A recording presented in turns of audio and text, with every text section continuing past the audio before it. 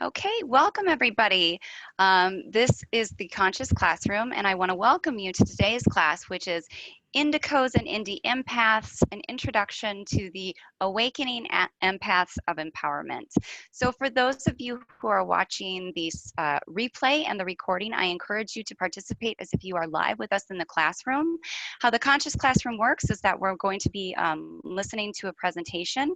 I do have students who are here live, and I'm going to shut off the recording at the end of my presentation for privacy reasons, and then we really work as an interactive classroom. So let's get started. And hopefully I don't have any technical difficulties here. So I want to welcome everybody. My name is Sarah Ann Dordell, and I want to introduce myself in a way where I'm leading by example for the people that I help in my business. So my sole purpose is really to support the following when it comes to the awakening of the indies, who we are going to be talking about today.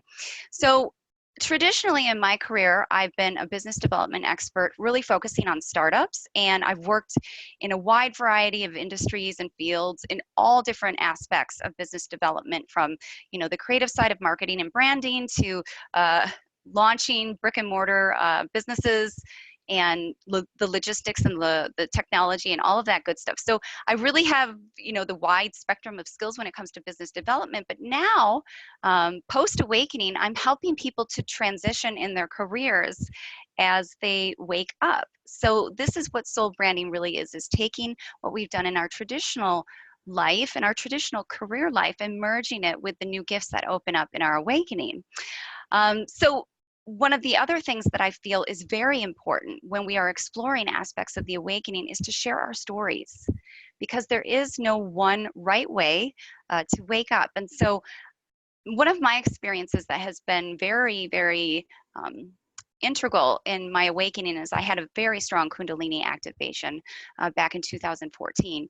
And I feel that Kundalini activation is really about listening to the soul's calling to transition in life and step into the real mission of the soul and what the heart is calling for.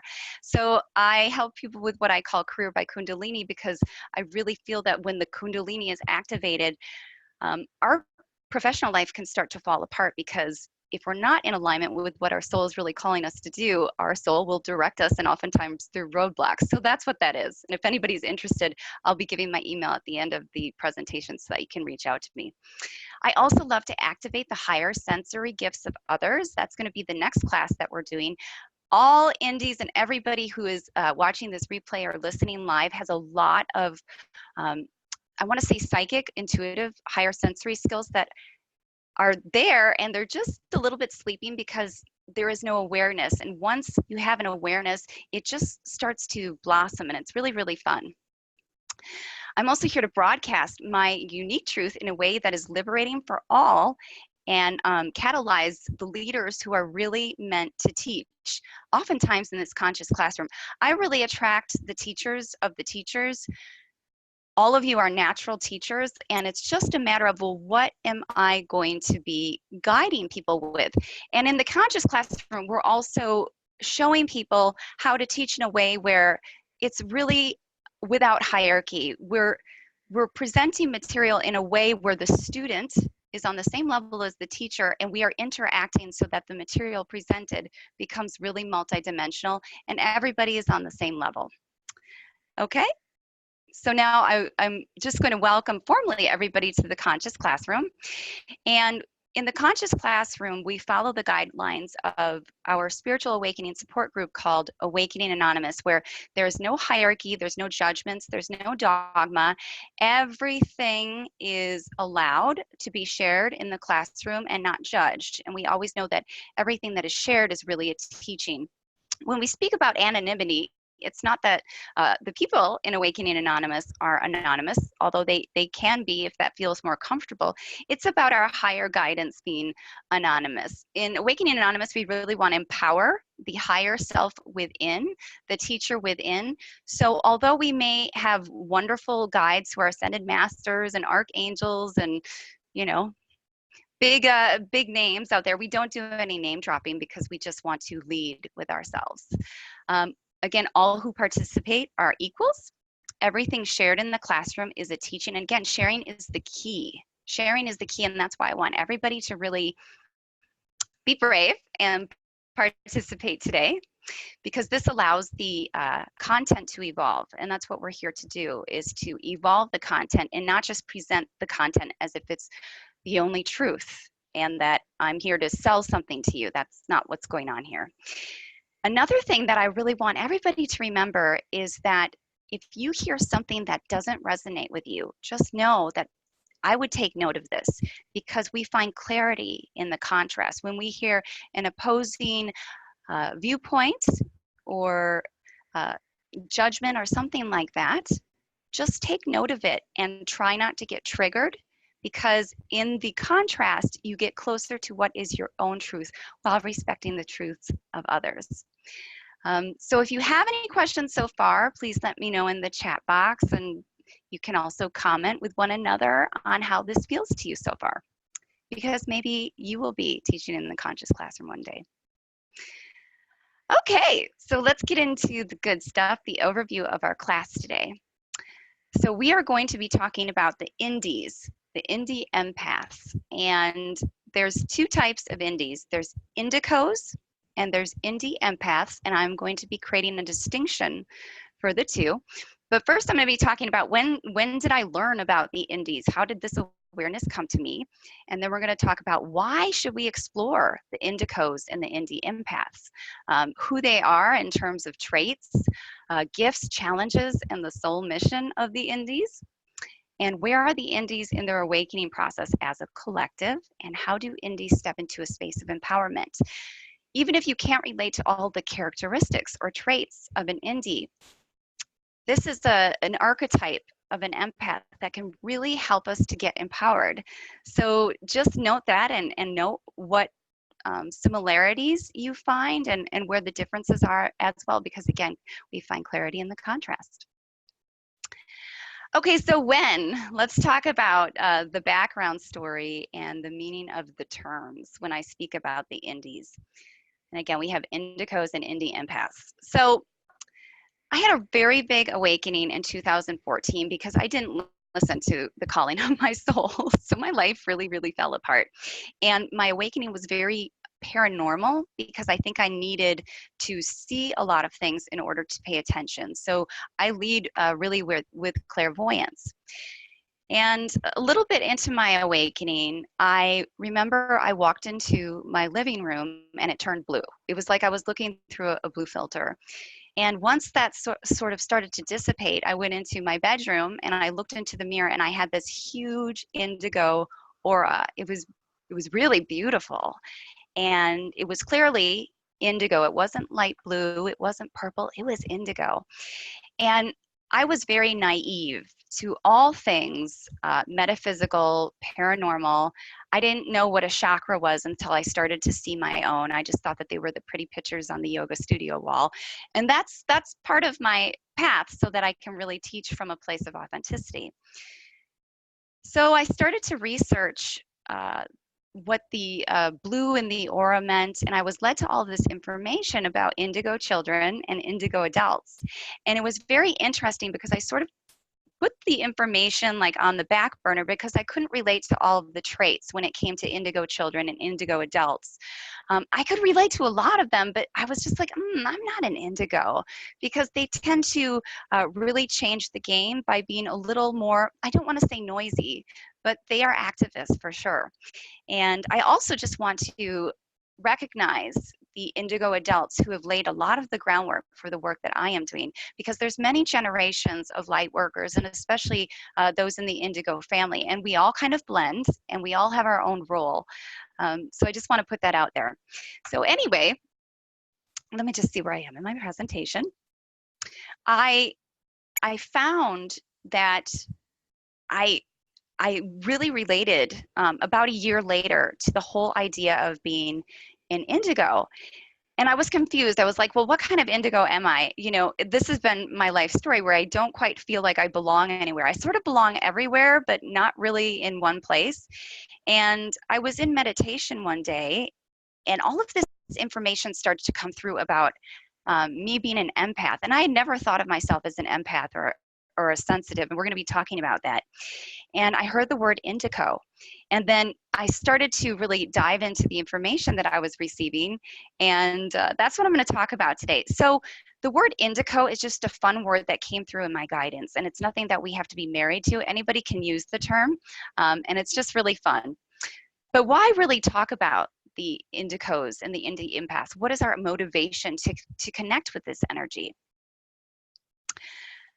So these empaths, these types of empaths, the Indigos and the Indie Empaths, teach us how to find our freedom, how to find our soul purpose, and they assist us in activating, like I said, our psychic gifts, our intuitive gifts, and also our ability to heal ourselves first and to heal others.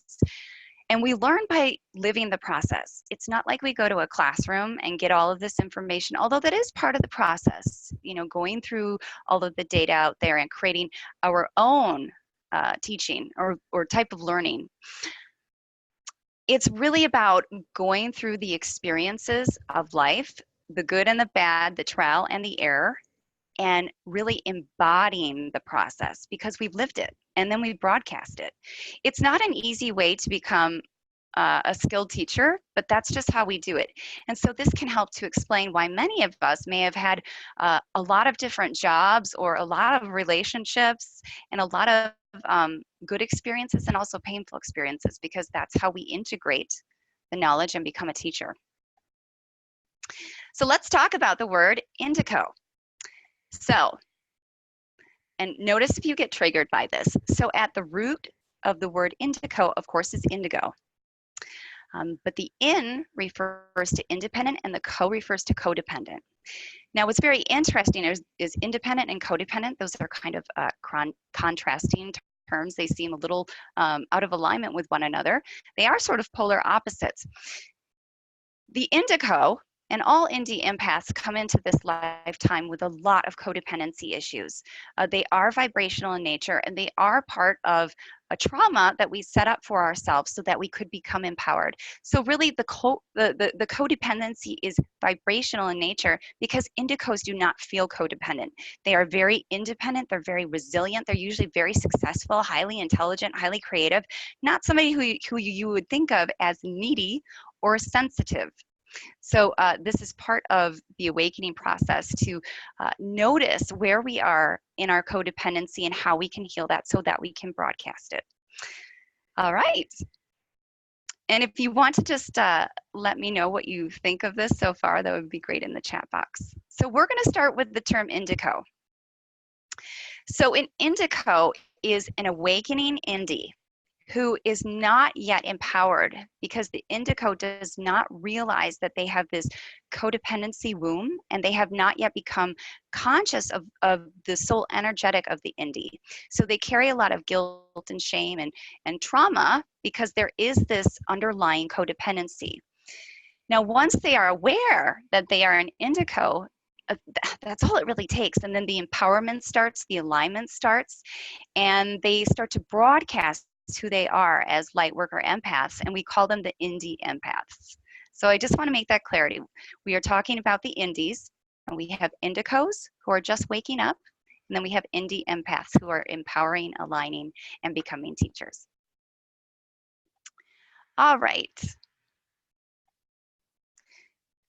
Sorry about that. So let's talk about who the Indies are as empaths. Now, this is very, very important because what I'm about to share can explain a lot of the challenges that Indies will have throughout their lifetime and even after knowing who they are, because it's a process of really fortifying all of the bodies, the energetic bodies that start to form so that we can move through life in a very empowered way.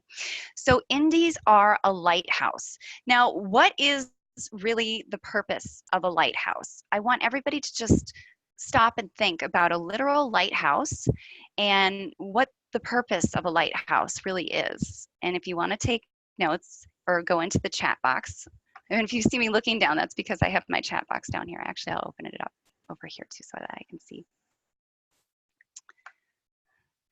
Yes, the independence and the codependency will resonate, especially once we start to talk about it more.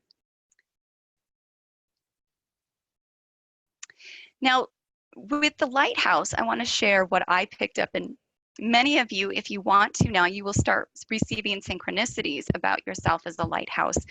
So a lighthouse, oftentimes, many of them are old and they need to be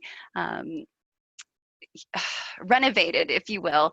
And then upkeep is very important because lighthouses aren't used as much as they used to be. So they're really old souls, if you will, which is us. The lighthouse often is one that shines the way home through really intense storms. And also, a lighthouse is often in isolation. And this is something very important to realize as indies. Uh, Being lighthouses, we've spent a lot of time in isolation, not on purpose, just because that's what we have needed to really fortify ourselves and prepare for this awakening. But once we know why we are lighthouses and the gift that that really brings, there is a lot of healing of sort of that feeling of sadness about the loneliness. So we're going to talk more about that now. The sole mission of all of the indies is to anchor a spectrum, an expanded spectrum of light frequencies. So we are literally taking light in our bodies, like I would say no other empath, and we are putting it into the ground as well as triggering the awakening of others just by being in their presence.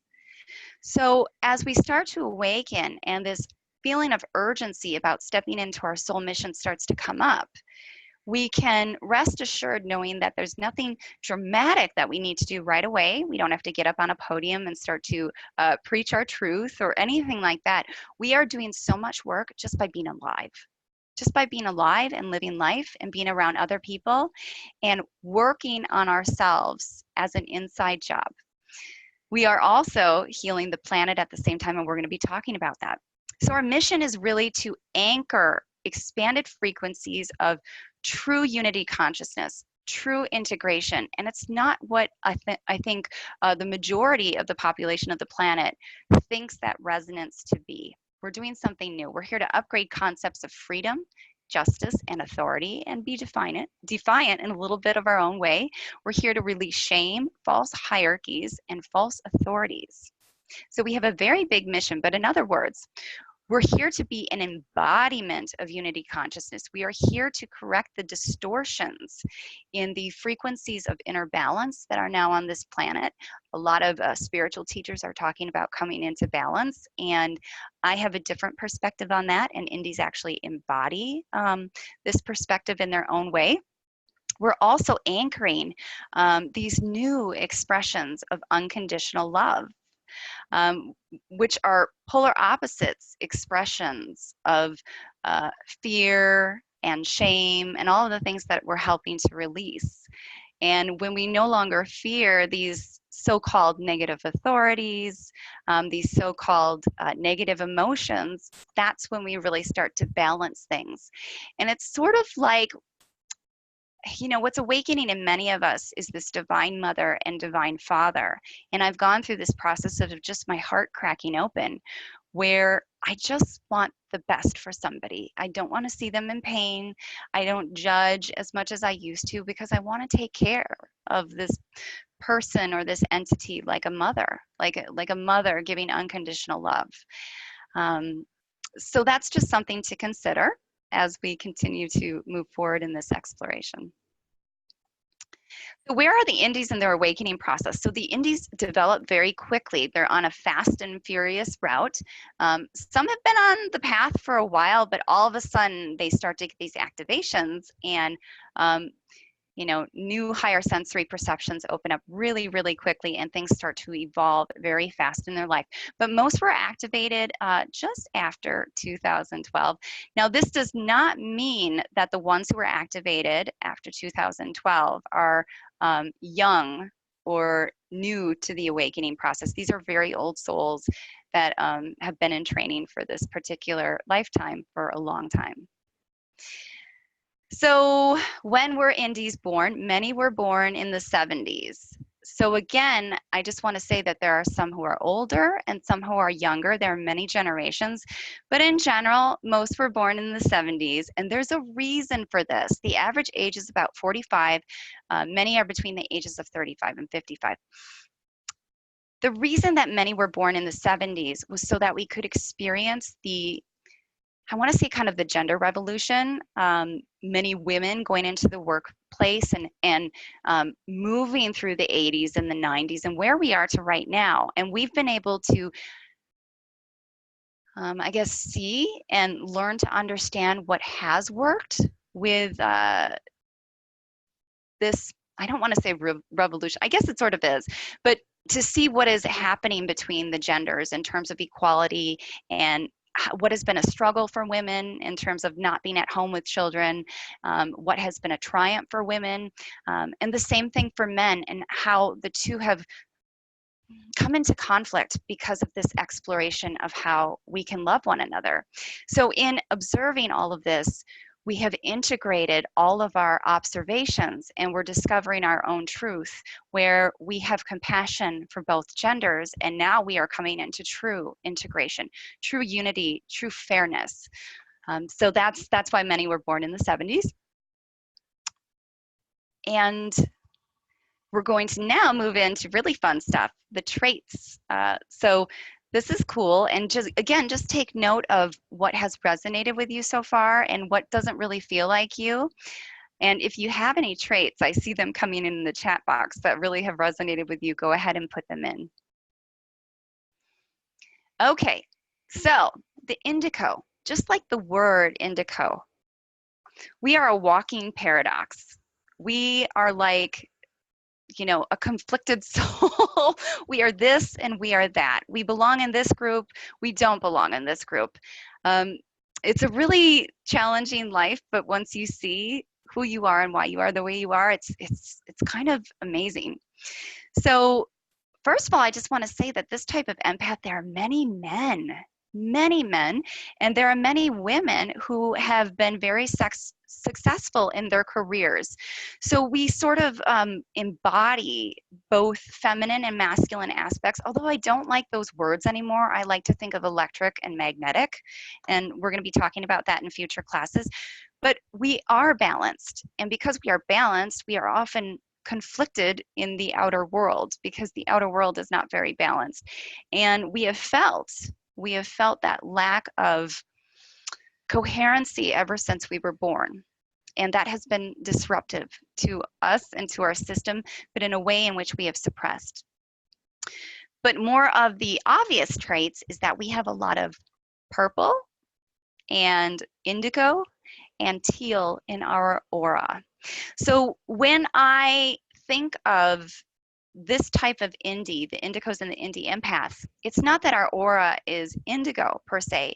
It's that there's a lot of violet and there's a lot of lighter blue. And I encourage everybody to, before you go to bed at night, just close your eyes and get into a space where you are relaxed and just allow colors and shapes to form behind your closed eyes. And I think you will be surprised at what can start to turn from a shape into an actual picture, and then into a movie, and then into like a clear Skype call with your higher self. It's really, really amazing. But the reason that we have all of the blue, the light blue in our aura, is that that's because we really embody the ray of the will of God, if you want to say, true justice, right justice, and we also are transmuters. We clean up energy within ourselves, on the planet, and within others, and that's violet.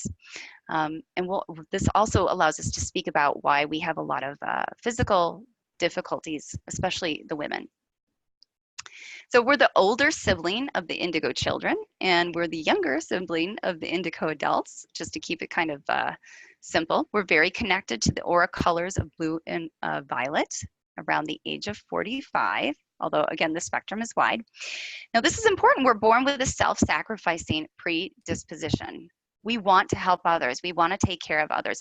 But what's really interesting is, although we are born with this servant heart, we don't emote a lot.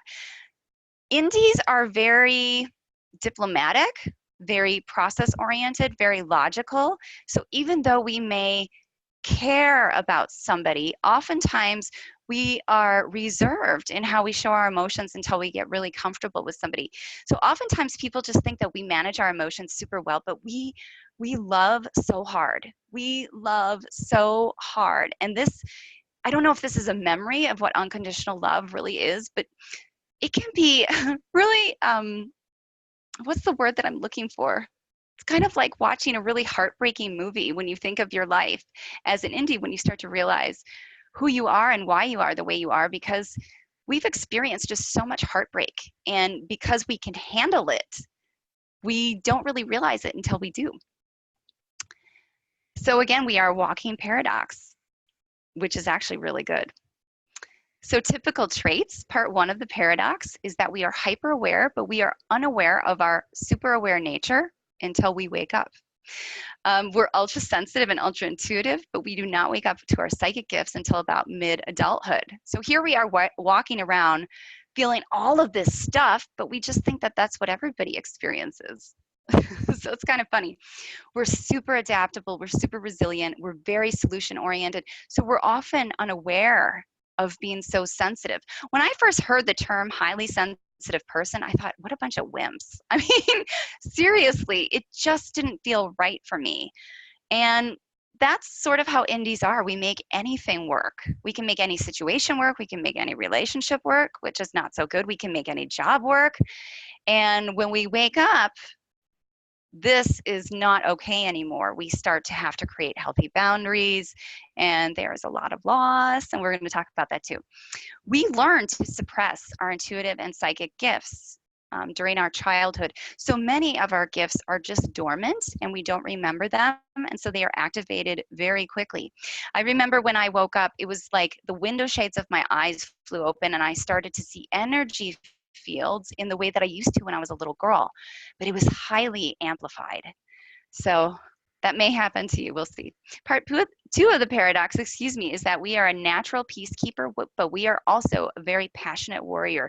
We're very passionate about our views, although we are very diplomatic when listening to other people's views, but that can cause a lot of like inner brewing, if you will, if you don't allow it to come out or express itself, or really express what is inside of you in terms of your viewpoints and your passions.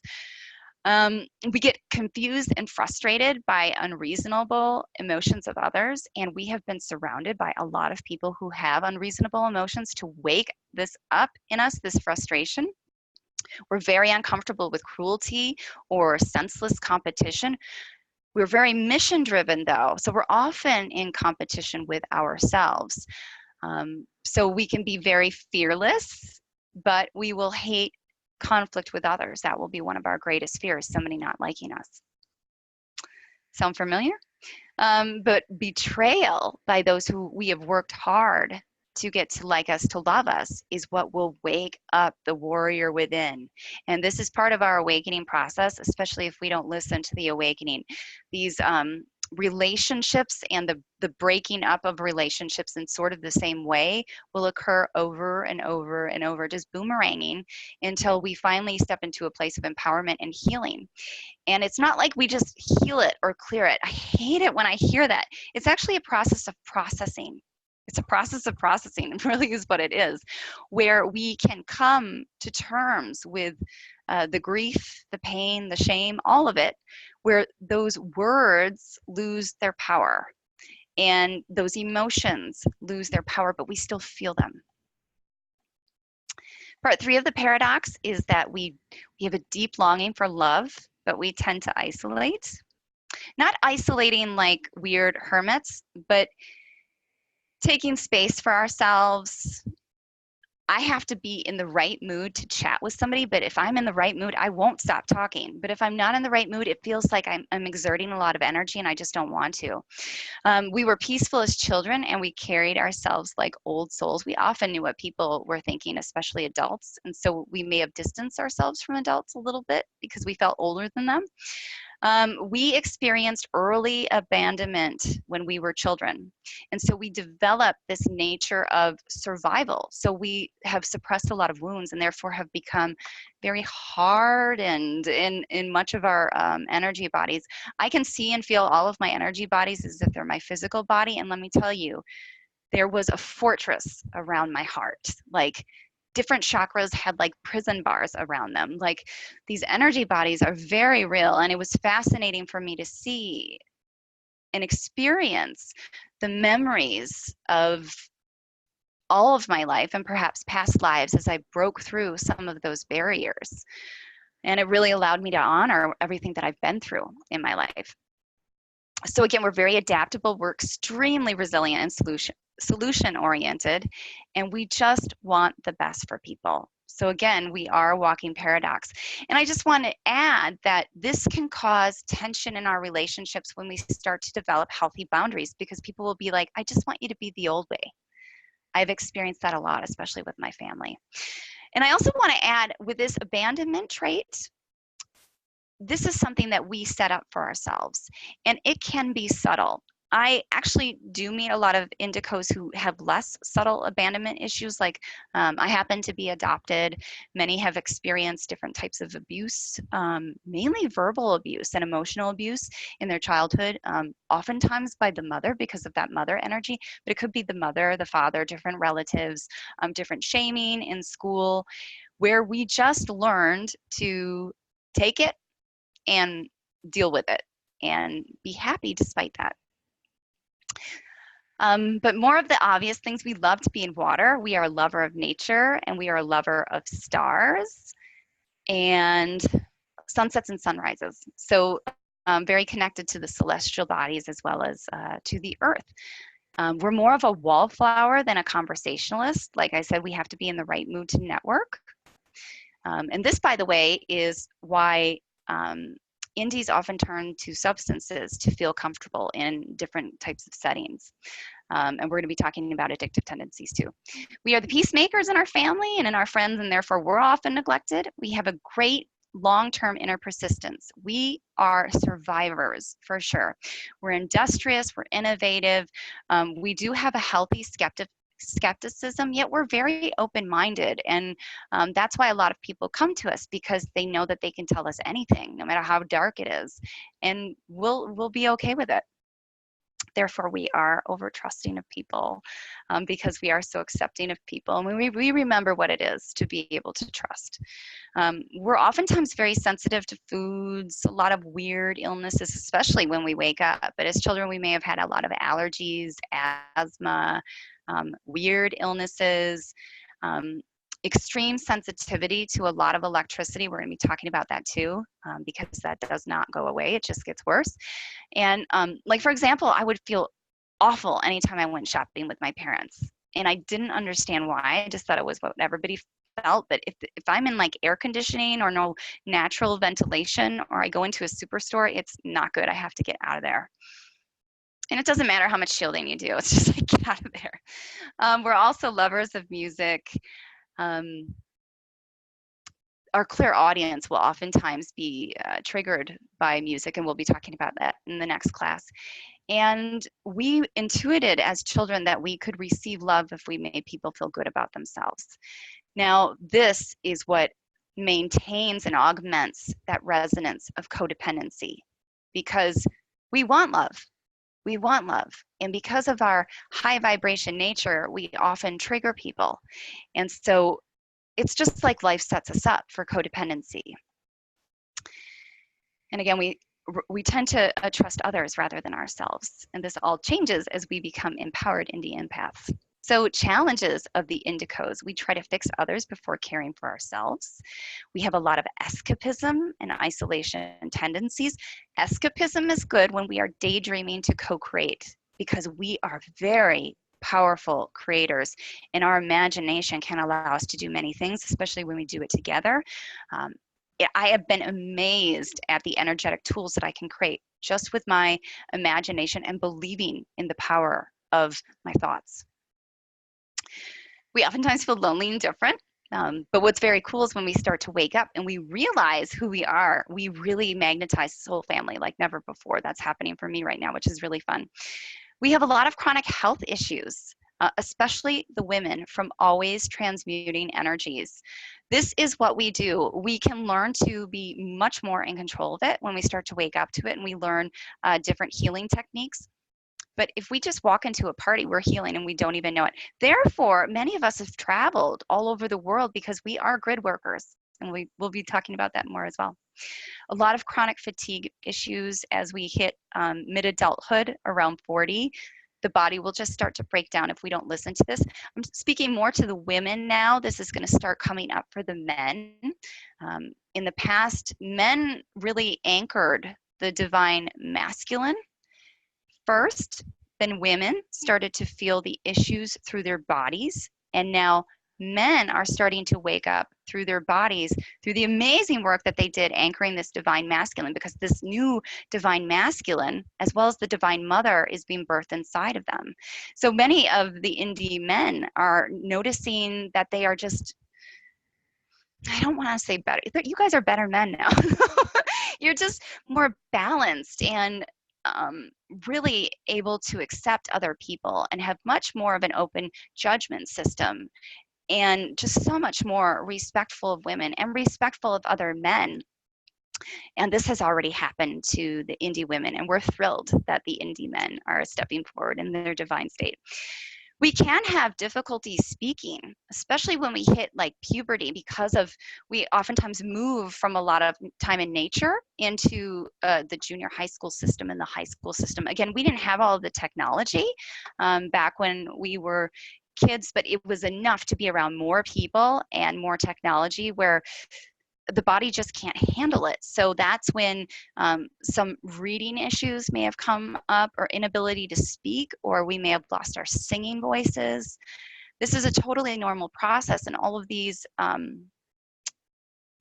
want to say, comprehension abilities come back and communication abilities come back. But I still am not a very good speaker. Ask anybody who knows me. I speak in a very spirally way. And it's just fine. I accept it now. Okay, where am I? Sorry. We're very adaptable, again, and empathic. Therefore, we attract dysfunctional relationships, and this is important. We attract them. We attract them. We magnetize them, and there are reasons for this. And once we realize it, we can start to heal it, but that's not very fun. So we can oftentimes stay in a situation or an environment for too long. But again, as the soul continues to wake up, one will not be allowed to stay in those situations. So it's just a matter of how quickly you want to go through the process. A lot of adult insomnia and anxiety. Yet with all of these challenges, I want people to realize that with indies, we don't really realize that they're that bad because we can handle it. It's just like, yeah, I have insomnia. You know, I work 12 hours a day. I don't have much time for myself. I haven't really had a satisfying relationship in a while, but you know, life is life. You know, this is kind of how we are. Again, addictions or addictive tendency in earlier years.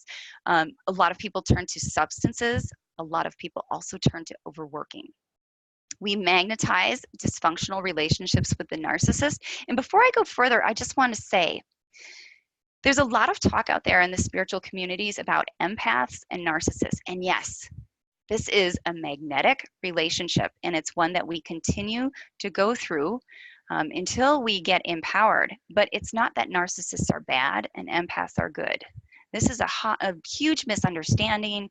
I'm tired of hearing about it out there. We're going to be speaking about how we can become empowered. And I just want the indies to know that as we heal so that we are not negatively affected by the narcissists in our life, the narcissists in our lives also become less narcissistic. It's very interesting. It can kind of be frustrating sometimes, but this is what we're doing. In healing ourselves, we heal others. We can be distracted by thoughts of fear, shame, our addictions, our wounds of the past, until we learn to just love ourselves as we are, addictions and all. This is the key to our healing. Many indies spend most of their lives trying to heal their inadequacies. And we're just like on that hamster wheel forever and ever. And once we start to love all of these aspects of ourselves, they start to fall away, which is really nice. Okay. Now we're going to speak about beginner skills to step into empowerment. Good, I'm on time. So the first thing that indies should do is to trust their feelings. There's big misconceptions around there in the, I guess, personal development circles that resistance is a bad thing. And for indies, it's not. It's more like, what is your soul resisting? And why is my intuition and my antennas and my antenna like ability to sense what's wrong? Why am I being activated and triggered? Why do I feel the resistance? If we feel it in our body, it means that the resisting is actually a good thing. I always ask, what is your soul resisting about this experience? So breathe more, especially men. Breathe slowly and deeply and feel all of your emotions. The more you can feel and not think, the better. And sometimes this means that we have to create new structures in our lives to take time to meditate and just feel, or certain practices to feel more. But our feelings are our greatest tools, especially the yucky feelings. So set our lives up for success. This is something that's very critical. We need to set schedules and structures and boundaries. Sometimes this means that certain things in our lives need to fall away in order to create them. You know, we may lose jobs, we may lose relationships. So if we can realize that this is part of the process, it's not so painful. But we need to feel the pain and honor the pain. I call these the tragic tools of life. We'll be speaking more about them. Processing your emotions fully allow us to evolve the experiences that we have. All of the experiences that we have are relevant in how we will be teachers. So just remember that as you're looking back on your life and you're thinking of your most shameful moments. These will be some of the greatest tools when you teach. Always find your own truth in information that is presented. Question everything, but be open to everything. And connect with other indies and share your information. We are creating a whole new collective understanding of how we can love one another through sharing all of the tips and tricks and tools that we have learned in our crazy lives. So more skills to step into empowerment. Like I said, utilize the tragic tools of life. Accept and explore all of your fears, all of your shame, and all of your addictions. We don't have to try to fix these things. This does not mean that we are condoning behavior that is self-destructive. Indies do have that tendency to self-destruct in some way because of you know, grief of just being in the world, if you will, when we become weakened. So we don't want to do that, but if we can learn to love the times in our lives where we felt down or when we really screwed up, that can be very, very healing, because then we can do that for others. Understanding that our body is not us. This has been a game changer for me. Essentially, I see my body now as a vessel, like a car that is being controlled by my higher self, kind of like a switchboard operator. And once I started to become less attached to my body, that was when I really started to be able to honor my body. I had always heard, like, you know, your body is a temple, but oftentimes I was mad at my body because I would feel crappy or it wouldn't look the way I wanted it to, and it just wasn't working with me. So I felt a lot of resentment. But now that I understand who I am and why I am the way that I am, and I've connected so tangibly with my higher guidance, where I understand that I'm an avatar, essentially, this has really been empowering for me. I'm sorry, I keep looking at the wrong screen. Become hyper vigilant for signs. The intuitive hits and the synchronicities right now are out of control. but only if we pay attention to them. And part of the process of paying attention is to document things. So for example, if you see a weird license plate or a strange animal, something that just seems out of place, and you take note of it internally, and especially if you write it down somewhere, your higher guidance will start to give you more and more clues. And this is how we develop a relationship with our higher guidance. I'm so excited for the next class when we're going to open up to our guides and our higher self in a more tangible way and develop our psychic skills, because it's really, really helpful. Also, manifesting in a structured way is very powerful when we do it together.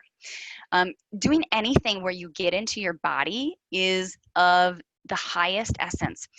And slow things down. You know, because I had this Kundalini activation, I tried to do a lot of Kundalini yoga and like breath of fire and all of this like cleansing breath and movements. That just hurt. It hurt in a really big way because it was igniting all of this fire in me, and I really needed to become more liquid and activate the liquid plasma in me for healing. So I encourage people to slow down and breathe so deeply that you access areas of your body that you never even knew were compartments that you can breathe into. And that's easy to do because you can do it anytime. You can be working and you can do this. Anything that allows you to connect with the energetics of your body is going to be very empowering. And I didn't understand this until I actually realized that I could feel all of my energetic bodies. Sometimes indies aren't even in their bodies until they start to breathe really deeply and they pull themselves back in to the vessel. It's pretty fascinating. Qigong has been a total game changer for me. Not doing aerobic exercise, but being outside. We're going to talk about the importance of being outside. A little challenging in the winters of Wisconsin. Know that you have a sacred message to share and find your medium. I'm sure all of you feel catalyzed right now to teach something. This is the time when we are finding our message and figuring out how we want to share it, but not getting anxious about the process, because just by walking through the world, we are doing so much work. So we don't need to have anxiety about how we become this perfect spiritual messenger. That's not what we are about. We are a little more under the radar, and we empower others by leading alongside them and teaching alongside them. Discover your soul brand. This is what I help people to do. We are evolving so quickly, not only in our work, but in our personal lives, where the soul brand is really who we are at any one time in all the different aspects of our lives. But career can be the most stressful. So I just say, don't get attached to your business card. Don't get attached to who you are today, because things are changing so quickly. This can be very uncomfortable because the whole world will tell you that you need to be who you are on your business card. You need to find your niche. All of this stuff, I want to curse right now, but I'm not going to. It's just a bunch of hogwash. Okay, more skills to step into empowerment. Now I want to talk to connecting your lighthouse to nature. This is very, very, very important. And this is important in understanding children right now. We become so electrified because of the light that we are taking in our bodies. When my clairvoyance was activated again, I could literally see they looked like huge liquid light drops coming in through my crown chakra and running through my whole body. And eventually the body will fill up in the containers that have been opened until it needs to I use the word dumping. It needs to be put into the earth. So it is critical that we get outside, or at least we visually ground our energy. Whenever one feels like a sense of anxiety or a sense of being frazzled, or just the heart racing, any sort of feeling of discontent, because indies can manage their anxiety very well from an emotional standpoint, but it's taken into the body. That's why many develop panic attacks, which are just manifested in the body, or even dissociative seizures. We can manage our stress so well that we don't actually feel it.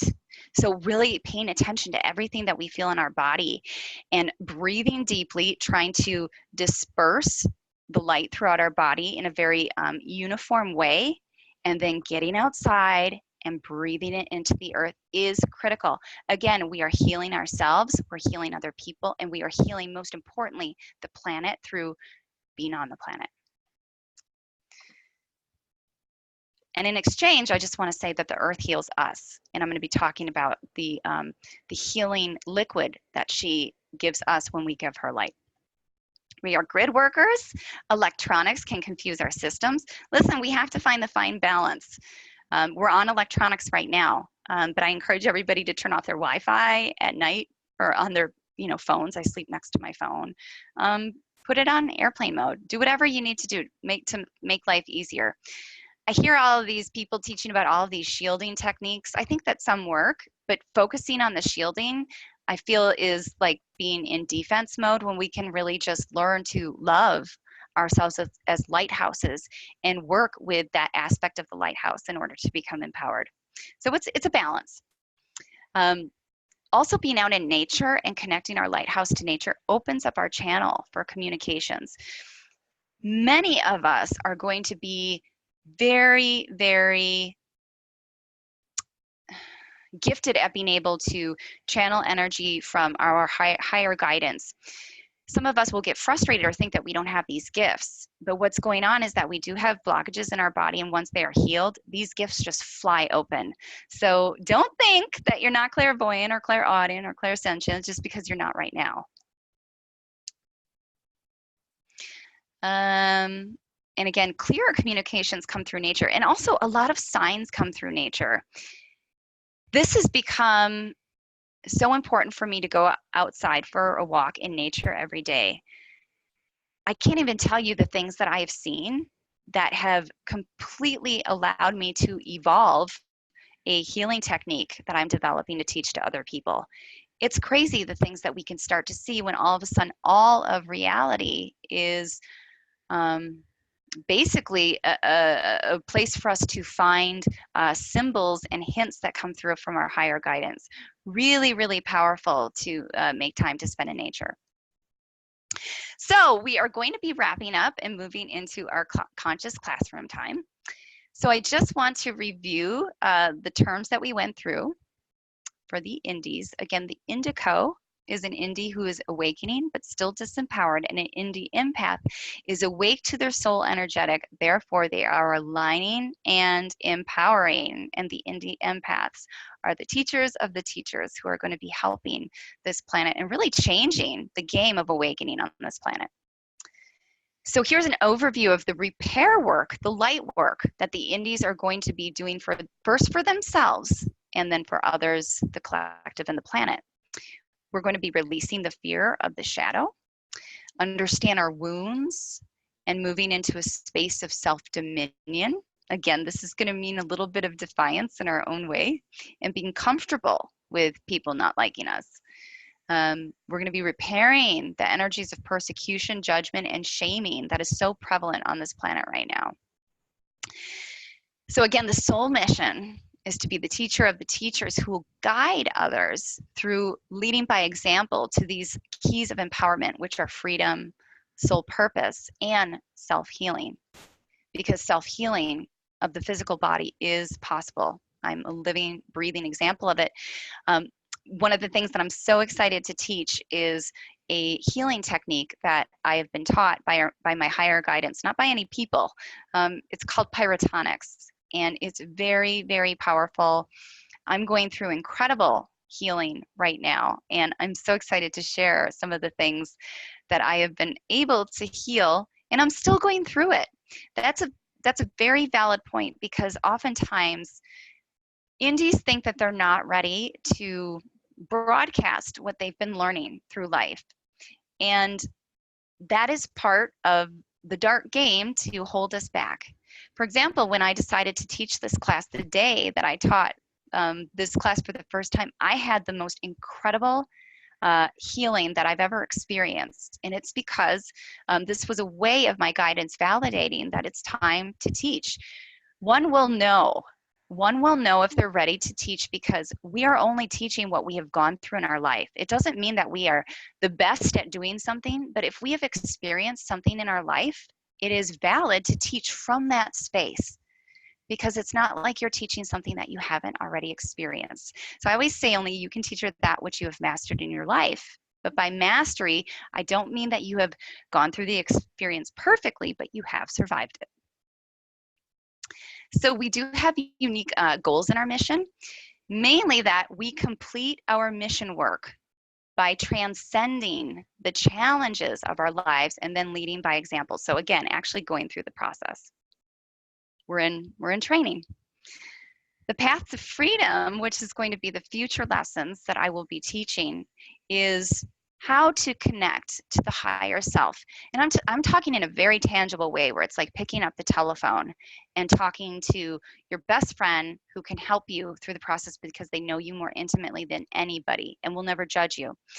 So we will connect with our higher self and actually the team of our future selves, which is very fun, both masculine and feminine, and really start to work with them. When we work with the future versions of ourselves, we start to heal our past versions as well.